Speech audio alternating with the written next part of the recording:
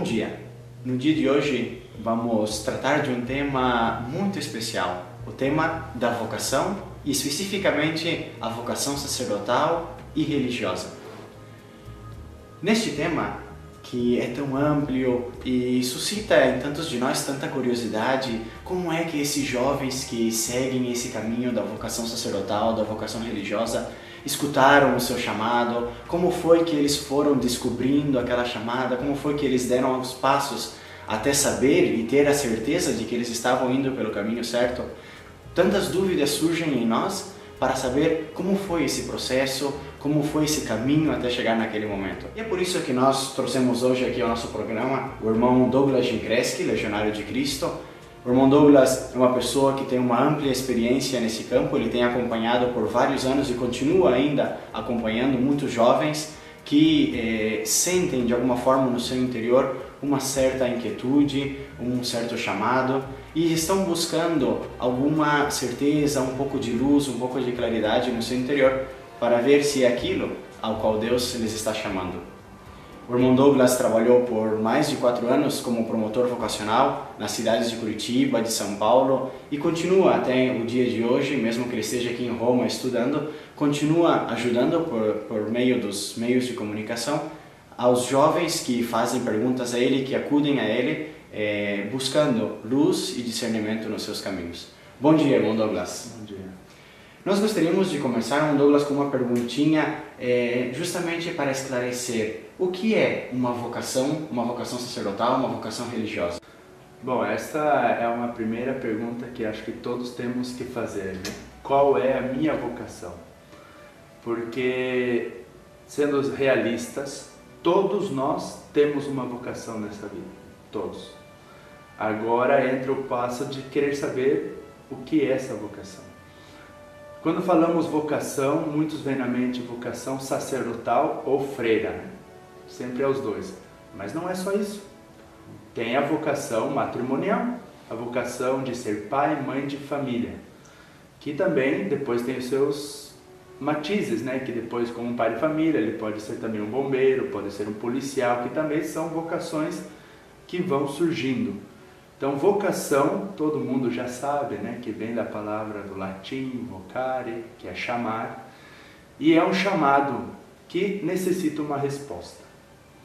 E por isso que temos que ter em mente que, em primeiro lugar, todos nós somos chamados a ser santos, independente do lugar que siga, né? O caminho, a vocação específica.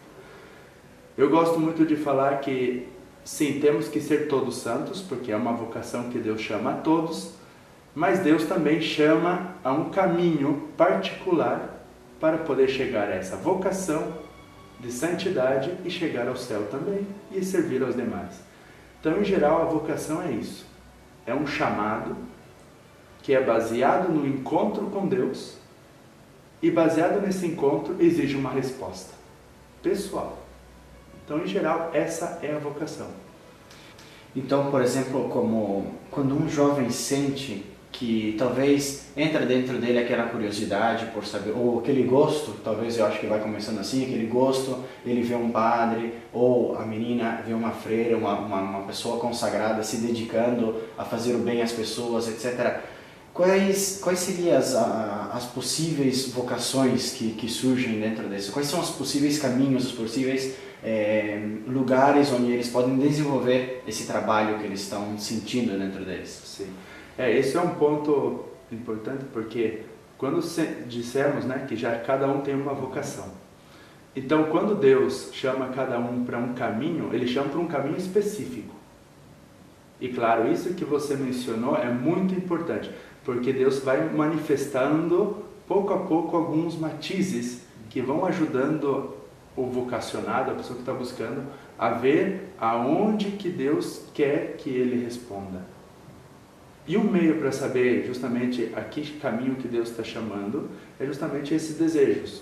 Aqueles, deixamos agora de lado um pouco aquela vocação matrimonial, né? Já vamos direto ao tema de vocação sacerdotal, religiosa, missionária, consagrada. Quando uma pessoa sente esse chamado, ela quer ver da onde que surge essa voz. E é quando de repente ela vê justo um sacerdote, e isso como que algo dentro dele tende a isso, como ele fala, nossa, eu quero ser como ele. Ou uma jovem que vê uma freira, nossa, trabalho, é isso que acho que Deus quer para mim. Esses são os tópicos que vão mostrando o chamado que Deus está fazendo àquela pessoa em específico. Então eu posso dizer que aí já existe um chamado a uma vocação específica. Agora tem que começar todo um processo que é muito conhecido como discernimento. Só uma perguntinha, irmão Douglas, antes de entrar nesse campo tão vasto do discernimento vocacional, que eu acho que aqui temos muitas coisas para falar. Você falava agora justamente dessa, quando a pessoa começa a sentir a sua vocação, essa curiosidade, essa coisa, talvez, quais seriam os sinais? Muitas vezes a gente pensa, não, quando uma pessoa, ela descobre a sua vocação, ela pede um sinal para Deus, e então ela, não sei, escuta uma voz interior, ela tem uma certeza, ou ela pede um sinal e a vela da capela se acende ou se apaga, não sei. Quais são os sinais que as pessoas sentem para descobrir ou para ter uma certa certeza de que eles estão sendo chamados? Como a gente tem em mente que a vocação é pessoal, aí já entra muito o meu ponto de vista, que eu trato muito com os jovens, tratava e sigo tratando, que não tem uma tabela específica que você pode falar, se você está nessa tabela, você já tem vocação, se você não está nessa tabela, você não tem vocação. Porque a vocação não é algo natural, é sobrenatural. Então, o que principalmente os sinais que você pode sim ver que poderiam manifestar uma certa vocação, em primeiro lugar, eu acho que é querer amar mais a Deus. Quando você sente que aquilo que você faz já não é suficiente, então você quer mais, quer estar mais perto de Deus, já começa a ser um primeiro sinal.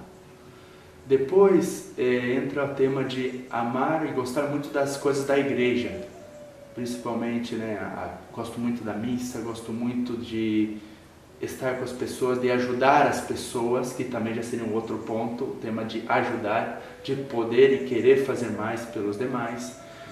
Depois tem o tema principal, claro, que no meio da oração, porque como havia dito, que a vocação é um encontro com Deus que exige uma resposta, o principal meio é fazer esse encontro, e para fazer esse encontro você vai ter que estar em diálogo com Deus, que eu acho que é o principal ponto também, esse diálogo com Deus, que também vai suscitando essas coisas, de querer amar mais a igreja, de querer ajudar o próximo, de querer amar mais a Deus, de querer ser mais, como a palavra, ser mais, não útil para a sociedade, mas ser alguém que transforme o próximo.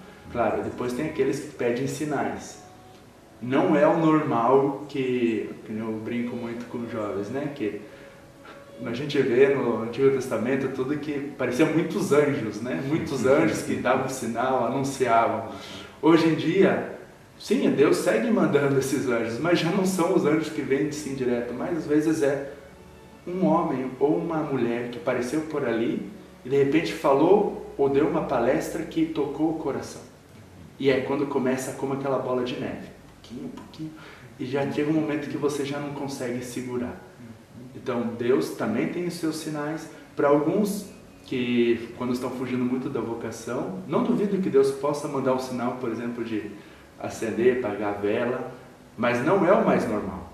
O normal é um trabalho que eles têm, exige uma luta, às vezes é sofrido, quase sempre é sofrido, e que você vai trabalhando dia após dia. Esse aqui é o principal. Muito legal, Douglas, porque realmente muitas vezes a gente pensa justamente que os sinais são coisas mais externas, são quase que certezas ou vozes interiores, e pelo que você dizia agora justamente, esses sinais são em primeiro lugar muito pessoais, muito internos, pelo que deu de entender, coisas que a gente vai sentindo no coração, como esse amor a Deus, como esse desejo profundo de ajudar o próximo, etc. E tudo isso vai iluminando, nos está iluminando para descobrir justamente como se faz, como fazem esses jovens para escutar a vocação, E eu gostaria agora justamente de entrar no seguinte ponto, que é uma vez que a gente sente esse chamado, ou está sentindo já esses sinais, como que é o caminho, sobretudo para ter certeza, por assim dizer, que eu estou indo pelo caminho certo. Nas nossas vidas, muitas vezes a gente se pergunta, puxa, mas será que isso daqui é realmente o que eu quero? Ou, mais bem, é realmente o que Deus quer para mim? Será que eu estou indo pela estrada certa, pela estrada correta? Então, é o tema que você mencionava antes, com aquela palavra do discernimento, né? Como que se faz esse discernimento no caso da vocação? Sim. Tem alguns que às vezes podem não estar de acordo com aquilo que eu falo nesse tema, porque seja, cada um tem um modo de ver. Eu falo que existem dois tipos de discernimento. O primeiro discernimento, mas os dois é um e depois já chega o segundo, né?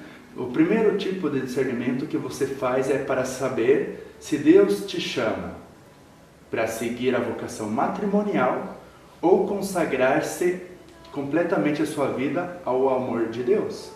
Esse é o primeiro discernimento. Depois que você fez esse discernimento, vem o segundo passo do discernimento ou o segundo discernimento, que seria aonde Deus quer que eu responda esse chamado que Ele me fez. E aí é quando começa a inquietude. Bom, sabemos que existem muitos tipos de congregações, muitas consagradas, muitos tipos de responder esse amor de Deus. Agora, qual que Deus quer para mim? O primeiro passo principal, que eu sempre falo até quando me chegam perguntas pelas redes sociais, é a oração.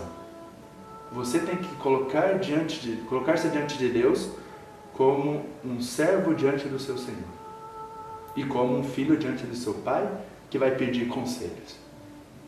Senhor, eu sei que você me chama, agora me ajude a saber aonde. Isso é o principal, porque aí já Deus começa a atuar na alma. O segundo ponto principal é buscar alguém que lhe ajude. Porque principalmente eu falo direção espiritual. Para que não somente lhe ajude no acompanhamento vocacional, mas também que lhe ajude em toda a sua vida pessoal. Porque a sua vida pessoal pode manifestar muitos sinais para orientá-lo depois a descobrir qual é o caminho que Deus busca. Mas é necessário aquela plena sinceridade, né, com o diretor espiritual. Porque, por isso que eu falo muito para eles, tem que ser alguém de confiança e que você saiba que ele vai te ajudar. Porque senão, se você vê que não está te ajudando, não pense duas vezes, busque outro. Mas o importante é que tenha um diretor espiritual. Porque passa às vezes que tem jovens que tem 3, 4, e isso não ajuda. Porque ainda que a graça de Deus venha por meio dele, é necessário que venha por meio de uma só. Porque é quando você vai fazendo esse maior discernimento. E o terceiro passo, que eu sempre falo, é conhecer os lugares. É fazer os acompanhamentos vocacionais. Que nesse sentido seria, bom, se eu já percebi na oração que eu tenho desejo de ajudar ao próximo, ou mais pobre, por exemplo, ou ser um missionário, eu já vou direto nas congregações que tenham mais esse carisma, esse modo de ser, que se dedicam muito aos pobres, ou são mais missionários, ou simplesmente o carisma que eu vejo, se é no caso dos meninos, dos jovens, né, de ser sacerdote, eles têm que ver exatamente aonde que Deus quer que ele responda. Então ele já sabe, bom, meu jeito é muito mais carismático de paróquias, de ter fiéis, então ele já vai focado na diocese. Outros vêm, não, a diocese não é que eu acho que Deus não quer isso para mim, então eu busco outro. Isso que é um discernimento. E não é achar um lugar melhor do que o outro, não é isso, é tirar isso da mente. É ver, porque Deus quando chama alguém, Ele chama alguém para um lugar específico. Então, um chamou para ser franciscano, outro chamou para ser diocesano, outra jovem chamou para ser clarissa, por exemplo. Mas não é porque ela achou que Clarissa é melhor do que as carmelitas. Não, mas é porque Deus a chamou aquele caminho. E como ela quer responder à plena vontade de Deus, ela vai buscar o caminho que Deus quer. Né? Então, por isso que o discernimento é bom buscar esses diretores espirituais que ajudam-lhe a buscar o que Deus quer para você. Porque não o que o diretor espiritual quer. Porque, claro, se um é de uma ordem, normalmente ele vai buscar vocações para a sua ordem. Mas se ele vê que esse vocacionado não tem vocação para a sua ordem ou para a sua diocese, é dever de consciência dele ajudar esse vocacionado a buscar aonde que Deus está lhe chamando. E isso que também é um tema principal do diretor espiritual, é uma vocação dele também. Por isso que não é qualquer um que pode ser diretor espiritual. É um tema que é muito amplo também para tratar, né? Que até para o próximo programa seu, se quiser chamar algum diretor espiritual e tratar o tema da direção espiritual, que é importantíssimo. Sim, seria muito interessante. Até de fato agora, então você mencionou nesse campo do discernimento 3 pontos, pelo que eu pude perceber. É a oração em primeiro lugar, um acompanhamento ou um diretor espiritual e em terceiro lugar um conhecimento. Ir, buscar, conhecer e sobretudo discernimento vocacional aqui, pelo que eu estou entendendo, é justamente uma leitura para uma compreensão. Uma leitura daquilo, das possibilidades que tem para uma compreensão, para ver aonde que eu me encaixo. Ou mais bem, aonde Deus, né? Deus me modelou de uma forma que eu vou encaixar neste lugar. Então eu vou buscando, vou vendo, aqui encaixa, aqui não encaixa, aqui encaixa, aqui não encaixa, até achar o lugar certo. Claro, é um processo prolongado, é um processo longo, mas eu acho que no final também vai dar muita paz para a pessoa quando ela já se encontra no seu lugar, né? Claro, isso. Voltando um pouco ao tema do diretor espiritual, que eu acho que é um tema também muito interessante, porque justamente a gente precisa de alguém que nos guie nesse caminho. Muitas vezes nós não conseguimos por nós mesmos ter a força ou saber, às vezes, né, compreender as coisas por nós mesmos. Às vezes entram muitos pontos de vista subjetivos, etc, etc. Mas, porém, como escolher a pessoa adequada? Porque, por exemplo, tem que ser um sacerdote ou uma freira, ou também, por exemplo, eu estou pensando um catequista, que seja uma pessoa que para mim é um ponto de referência na fé, como escolher a pessoa adequada, quais são as qualidades dessa pessoa, para eu ficar em paz, sabendo que essa pessoa, o que ela está dizendo para mim, realmente representa a voz de Deus que está me manifestando aquilo que Ele está querendo para mim. Sim. O diretor espiritual, como ele é um canal onde que vai passar a graça de Deus, para você saber quando o melhor diretor espiritual que você poderia encontrar, em primeiro lugar você tem que ver que seja um sacerdote, ou pode ser também uma freira, pode ser também um leigo que tenha uma formação espiritual, principalmente o ponto que seja alguém de oração. Porque, como é um tema delicado, não só tema vocacional, mas ajuda da vida pessoal, né, do fiel, do leigo que chega, ou do religioso, é importante. Então é necessário que o primeiro diretor espiritual, seja alguém de oração, que esteja diante de Deus, que saiba ser um instrumento fiel nas mãos de Deus. Esse é o primeiro ponto. Segundo ponto, eu creio que sim, é interessante, ainda que pode ser muito prático, que seja um diretor espiritual ou uma diretora espiritual, que sempre que você precisar, você sabe que você pode contar com ele. Que é alguém próximo. Porque não adianta você também, ainda que tenha um diretor espiritual, que pode ser muito bom, mas ele vive a 3 cidades da sua, que quer dizer que você vai ter que sofrer para ter um encontro com ele, não ajuda. Então tem que ser alguém que esteja próximo, porque a vocação é um mistério. É um dom e um mistério, como dizia João Paulo II, né? Um dom e um mistério. Então, às vezes, é necessário você ter uma frequência de direção espiritual, porque o mistério da sua vocação vai manifestando coisas que antes você não esperava que ia acontecer. Então, é necessário que ele seja muito disponível. E claro, alguns podem não entender bem, né? Mas que se é um sacerdote e uma religiosa, que também tenha esse coração sacerdotal. Porque um coração sacerdotal é um coração acolhedor. Um diretor espiritual que saiba escutar, principalmente escutar. Ou uma diretora espiritual também tem que saber escutar. Porque senão, se você chega a conversar da sua vocação e esse sacerdote ou essa freira que não é de oração não sabe escutar e tudo, ela já vai chegar com uma resposta feita. E isso não é direção espiritual. Isso é Quase como eu falo, você que vai no mercado e tem um problema e você compra para resolver o seu problema. Não é assim. A direção espiritual é um diálogo entre 3 pessoas. Aquele que é dirigido, o que dirige e o Espírito Santo. Agora, se o padre ou a freira não está aberto ao Espírito Santo, não é direção espiritual. Porque daí eu estou orientando segundo o meu ponto de vista. E o diretor espiritual, ele forma as pessoas, mas como um instrumento pelo qual passa a graça de Deus a essa pessoa. Por isso que no tema vocacional, esse tem que ser um diretor espiritual atento, com coração sacerdotal e de muita vida de oração. Porque, querendo ou não, Deus às vezes concede a muitas pessoas graças especiais, às vezes dons especiais. E se o diretor espiritual não é alguém de oração, vai pensar que isso é uma loucura. E aí vai fechar completamente. E eu encontrei muitos jovens que me mandam mensagens falando que não tem diretor espiritual porque ou quem deveria atendê-los não tem tempo. Ou está sempre ocupado. Ou eu chego a falar uma coisa e ele já me interrompe e fala que é pura bobagem da minha parte.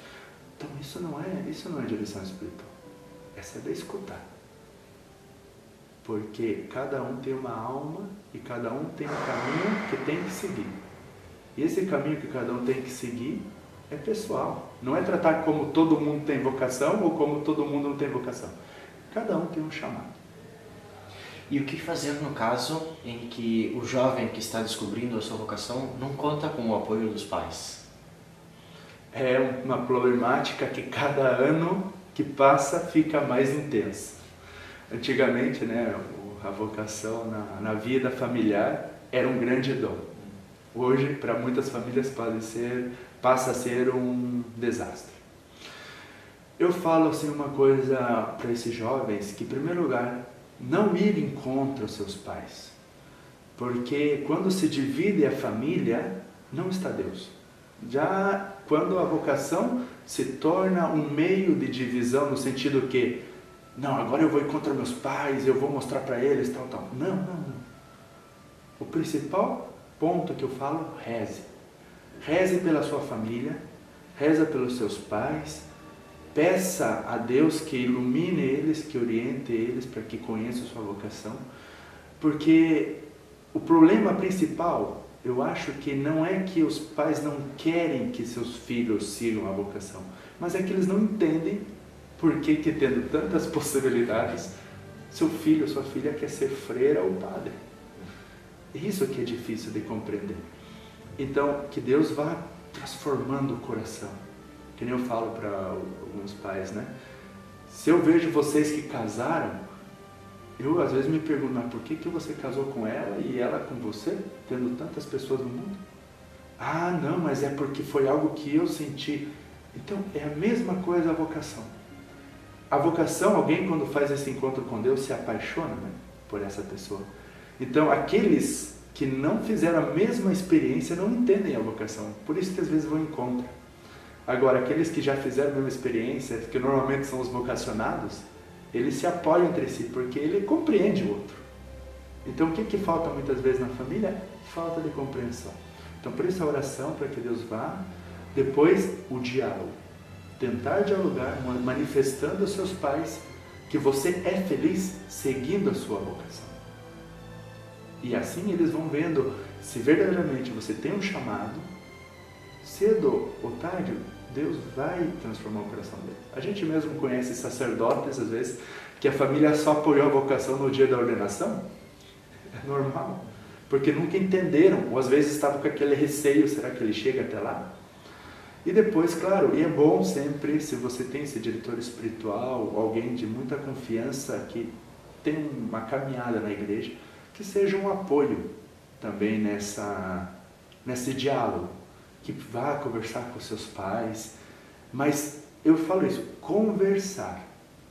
Aí você vê que mesmo assim os pais estão em contra, não partir para a agressividade das palavras, que isso também não ajuda, só piora as coisas, né?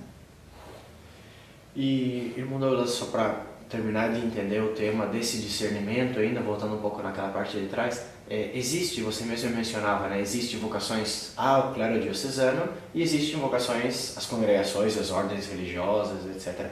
Como descobrir se a minha vocação é ao clero diocesano, ou ser pároco, etc., ou a uma ordem religiosa? E depois, se eu vejo que é dentro de uma ordem religiosa, como você mencionava também ao começo, qual saber a qual ordem Deus me está me chamando? Então, em sentido de vocação, como se fala, sacerdotal, sim, tem essa divisão de diocesanos, religiosos, missionários, né? Tanto das freiras, não é que tem assim, as freiras diocesanas, né? Mas tem as freiras que são sempre religiosas. Então, no tema das meninas já fica um pouco mais fácil nesse sentido. Ainda que tem muitos tipos de freiras, né? Então que também se torna mais complexo nesse sentido. Mas todos nós, a primeira relação, o contato que a gente tem normalmente é com o clero diocesano, né? Que são os párocos que vivem, tem as paróquias que dependem de um bispo e vivem sempre eles, seus fiéis e suas paróquias, e dependem diretamente do bispo, né? Agora, como são os religiosos, até o Papa Francisco fala, né, agora nessa Evangelho Gaudium, né, o que fala, ele cita uma parte da vida religiosa também, que ele fala sobre que é um mistério de amor, né, uma coisa de salvação, mistério de salvação também, que a gente tem que ter em mente assim, que Deus, quando chama alguém para ser religioso, ele chama a um amor muito mais profundo, no sentido de que estar mais com Deus. Aí que você vê a diferença. Aí você começa a entender por que tem os mosteiros, que são aqueles que sempre estão ali, né, em vida de oração. Tem os religiosos que têm um pouco mais entre vida de oração e vida ativa. E tem os diocesanos que sim têm vida de oração, porque é errado falar que os diocesanos não rezam, né, porque alguns às vezes pensam assim, que só porque estão trabalhando não rezam, né? Mas a vida deles, a vocação deles é muito mais ativa, ou seja, muito mais pastoral. Essa seria a palavra mais correta. Então, tem vocacionados que desde o início já tem aquele sacerdote diocesano como exemplo e gostaria de sentir um chamado para seguir aquele caminho.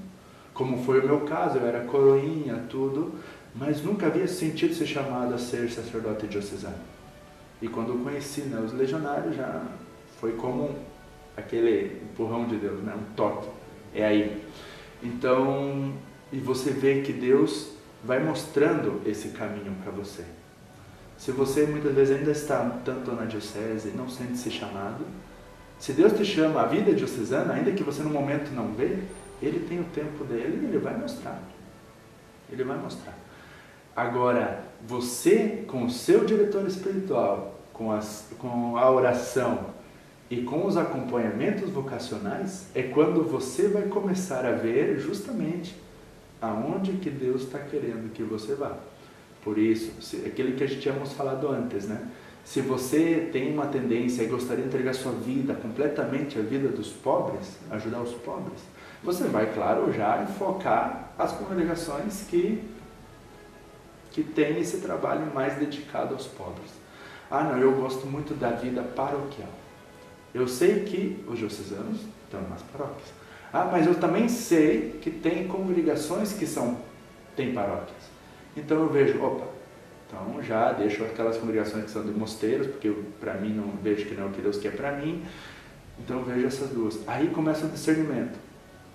Eu sinto um chamado pessoal a ser, por exemplo, um pároco mais da ordem dos franciscanos, ou ser um pároco diocesano.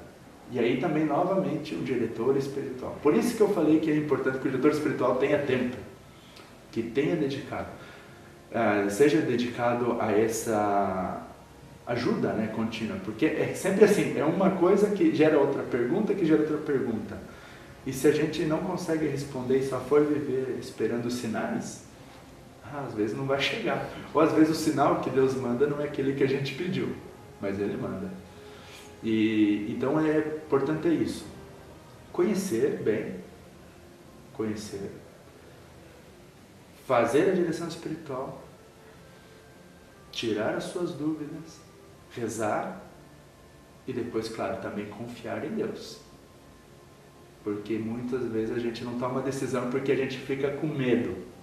O medo que matou tantas vocações, né? Então a gente fica assim, eu falo para os jovens muito isso, né? Não adianta você ficar assim com esse medo. Você tem que dar o primeiro passo.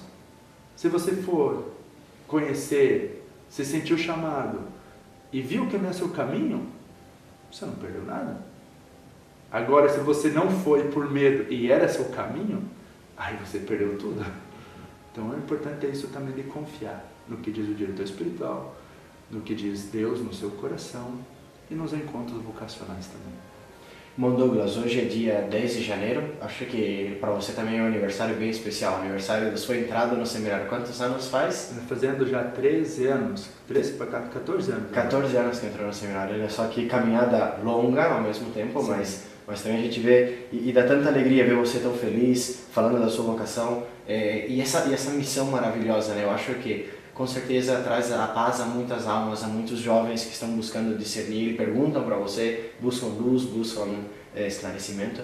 E eu acho que para todos nós as palavras do irmão Douglas hoje ajudam muito a compreender um pouco mais o caminho que fazem tantos jovens, e você que talvez sente a sua vocação, e você que talvez sentiu ali no seu coração alguma vez aquele chamado, aquela vozinha de Deus no seu interior. Eu acho que também as palavras hoje do irmão Douglas deve ter te ajudado a conhecer um pouco mais, a ter mais claridade no seu interior, mais paz na sua alma. Então a gente gostaria de agradecer ao irmão Douglas essas palavras e dizer que vamos estar sempre rezando pela sua vocação, hoje nesse aniversário especial também do seu ingresso no seminário, mas também por todas as vocações. Vamos rezar muito pelas vocações do nosso Brasil, vamos rezar muito pelas vocações diocesanas, vocações religiosas, para que Deus sempre continue abençoando e mandando mais padres, mais freiras, mais vocações à nossa querida Mãe Igreja. Perdão, interromperam a sua exposição, o seu agradecimento, mas é importante ter em mente uma coisa, uma pergunta que me fizeram muito. Quando que é o melhor tempo para responder à vocação? Por quê? Por que essa pergunta? Porque alguns falam, não, primeiro tem que namorar. E desde quando que namorar é a condição para ter vocação? Então aí a gente humaniza muito a vocação. Depois, não, quando tem 12 anos é o melhor momento para responder à vocação. Também não é tanto assim uma resposta correta. Eu falo que o melhor momento para você responder a sua vocação é o momento que Deus te chama. Ele chama alguns aos 12 anos, outro ele chama aos 16, outro ele chama aos 18, outro ele chama aos 20. Agora, é importante porque saber, não, alguns falam, não, mas com 18 anos ele vai responder com muito mais profundidade que com 12. Eu acho que está errado. Porque alguém com 12 anos pode chegar até fazer uma experiência muito mais profunda com Deus naquele encontro do que um de 18, ou ao contrário. Por isso que o importante desse discernimento do diretor espiritual e ver a família também acompanhar a vocação é ver o momento que Deus chama. Esse momento é o melhor momento para responder. E com isso que queria acabar de... Mais uma vez, muito obrigado, irmão Douglas. Muito obrigado a todos vocês que nos acompanharam hoje aqui no nosso programa e que Deus lhes abençoe sempre.